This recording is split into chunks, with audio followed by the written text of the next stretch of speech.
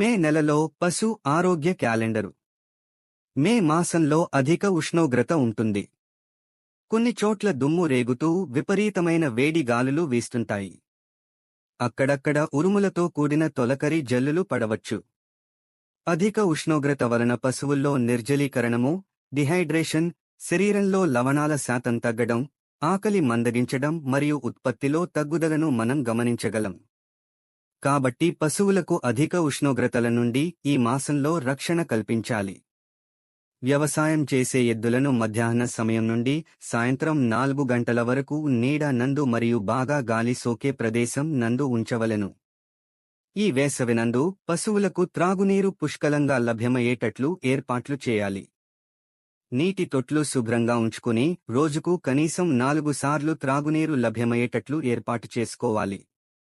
ఈ నెలలో ఆవులు ఎదకు వస్తుంటాయి. అటువంటి వాటిని రైతులు గమనించి వాటికి ఎదసూరులు వేయించే ఏర్పాటు చేయాలి. పాడి పశువుల్లో పొడుగువాపు వ్యాధి లక్షణాల కొరకు పరిశీలించి వ్యాధి ఉన్నట్లయితే తగిన వైద్యం అందించాలి. పాడి పశువులకు పాలు తగ్గకుండా మరియు 6 నెలలు పైన చూడి ఉన్న పశువులకు అదనంగా దాణా ఇవ్వాలి. పశువులకు ప్రతిరోజు 50 నుంచి 60 వరకు గ్రాముల మినరల్ మిక్చర్ను అందించాలి. దీనివల్ల ఆయా పశువుల్లో రోగనిరోధక శక్తి పెరుగుతుంది.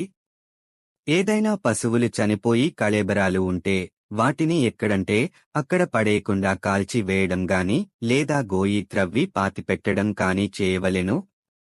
ఈ వేసవిలో మొక్కజొన్న, జొన్న, సజ్జలాంటి పంటలను వేసుకుని పశుగ్రాసంగా వాడుకోవాలి.